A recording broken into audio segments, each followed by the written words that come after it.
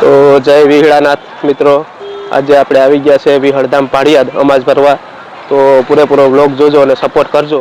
તો મિત્રો જોઈ લો, આ પાર્કિંગ કેવડું મોટું પાર્કિંગ છે અને સારામાં સારી ઇનોવા છે, પછી ફોર્ચ્યુનર છે, હારામારી ગાડી બધી BMW છે, ઓડી બધી રાખેલ છે.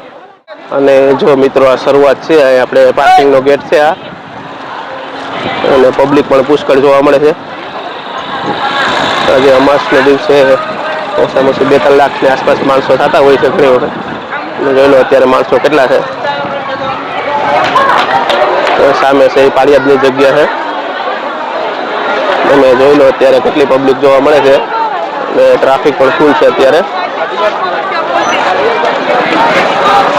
બધી બાજુમાં વેસાય છે.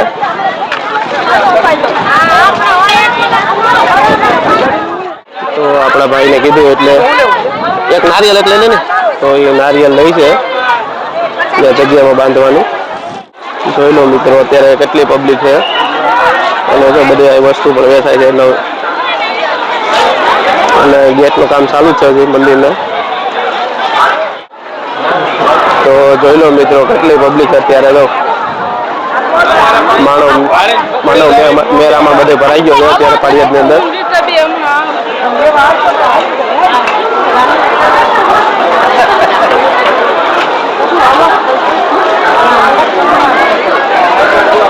તો વાલા મિત્રો, હું તમને આજે ઠાકરના દર્શન કરાવું, તો વિડીયો પૂરેપૂરો જોજો તો મજા આવશે તમને પણ. અને ઠાકરના દર્શન કરી કોમેન્ટમાં જય ઠાકર લખી નાખજો અને ચેનલને સબસ્ક્રાઈબ કરી દેજો. અત્યારે તો તડકો થઈ ગયો પણ પબ્લિક હજી આવવામાં છે બધી.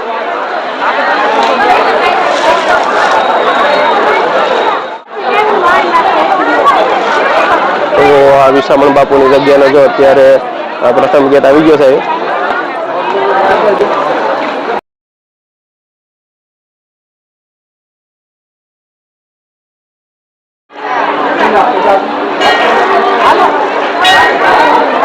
અને આ બાજુ આવેલું છે વિસામણ બાપુનું મંદિર. તો હાલો હું તમને ઠાકરના દર્શન કરાવું. તો આપણે મંદિરના પટાંગણમાં પૂગી ગયા અને તમને ઠાકરના દર્શન કરાવું.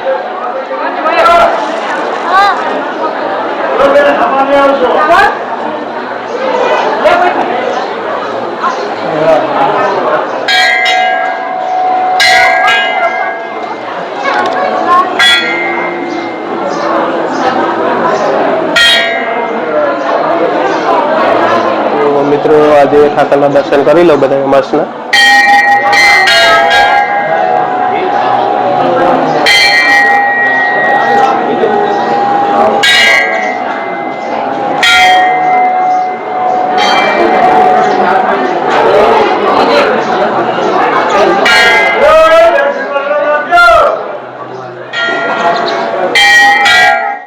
તો મિત્રો જો આ છે વિહળ મંદિર અને ઠાકરના દર્શન તમને કરાવી દીધા છે.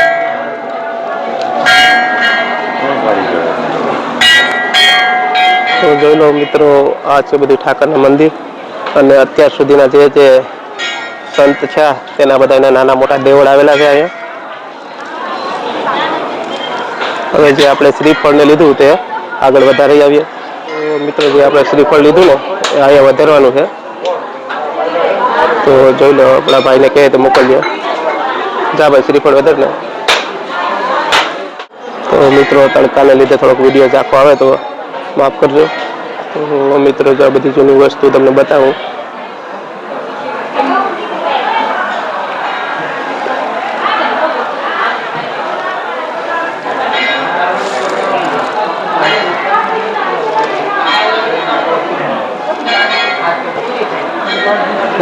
પટાળા છે બધું.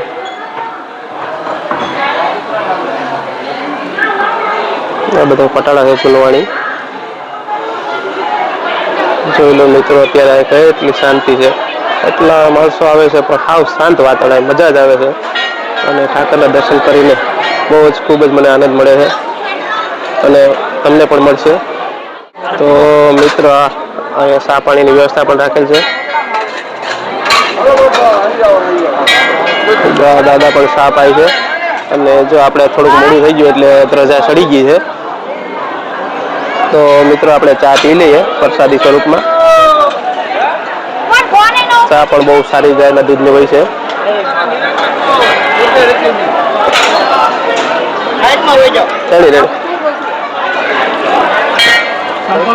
તો મિત્રો જો વિશામણ બાપુનું જન્મસ્થળ તમને બતાવું.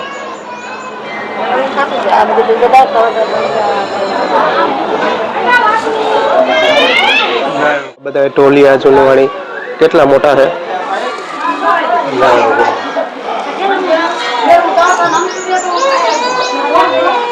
અને મિત્રો જો આ જે વૃક્ષ છે તે દાતારની શિરમાંથી ઉગે છે અને અહીંયા તમે માનતા રાખો તો તમારા કોઈને પગું દુખતા હોય, સાંધા દુખતા હોય, બીજા કોઈ પણ રોગ હોય તેને બધાય મટી જાય છે તમે અહીંની માનતા એકવાર કરો તો. અને જે સામે દેખાય છે એ જ વિશામણ બાપુનું જન્મસ્થળ છે, જે ઉગમણા ઓરડાવાળું.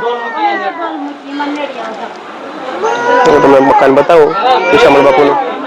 તો મિત્રો જો આ છે ને એ જ વિશામણ બાપુનું જન્મસ્થળ છે આ જગ્યાએ.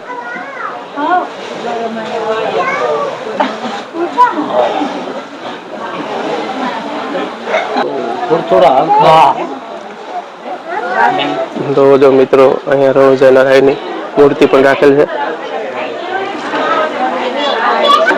અને જો આ જ ઘર છે તેમાં જ વિશામણ બાપુનું જન્મસ્થળ છે.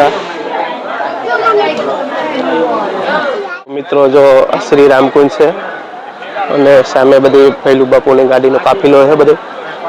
અને જો આ ગાયને આપણે પાણી થોડુંક પગે રેડી દઈએ અને મોટા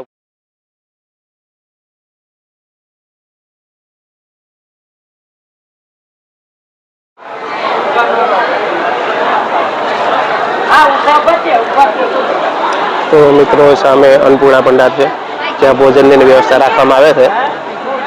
જોઈ લો મિત્રો અત્યારે ભોજનમાં પણ ઘણી માણસો જાય છે અને આજે આખો દિવસ ભોજનનો લાભ લે છે બધા ભક્તો. અને કાયમી માટે ભોજનની વ્યવસ્થા તો રાખવામાં જ આવેલ છે.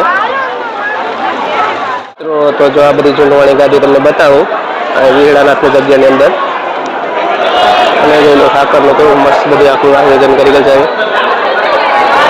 તો જોઈ લો મિત્રો આ બધી ઠાકરની જગ્યાની અંદર બધી જૂનવાણી ગાડી. તો પ્રકાશને લીધે ત્યાંથી બતાવે છે પણ જોઈ લીધું મિત્રો બધી જૂનવાણી ગાડી ત્યાંથી. એ સમયની અંદર આની લાખોની અંદર કિંમત હતી, અત્યારે તો કરોડોમાં છે. ત્યાં બધી ઠાકરની જગ્યાની અંદર પાળિયાદમાં જે બધી ગાડી આવેલ છે.